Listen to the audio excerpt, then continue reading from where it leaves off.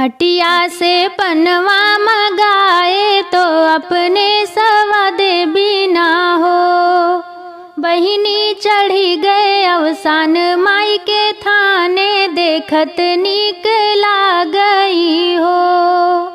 बहिनी चढ़ी गए अवसान माई के थाने, देखत छवि लागई हो।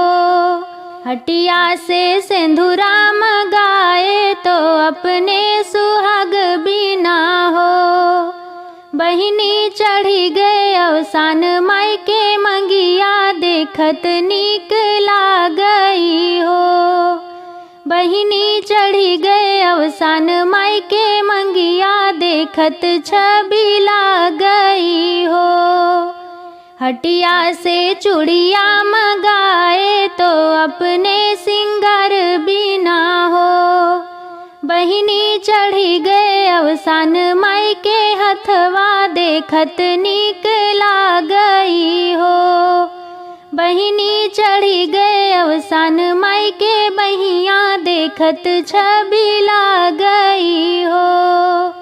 हटिया से चना गुड़ मगाए तो अपने सवाद बिना हो। बहिनी चढ़ी गए अवसान माई के थाने, देखत नीक लागई हो। बहिनी चढ़ी गए अवसान माई के थाने, देखत छवि लागई हो।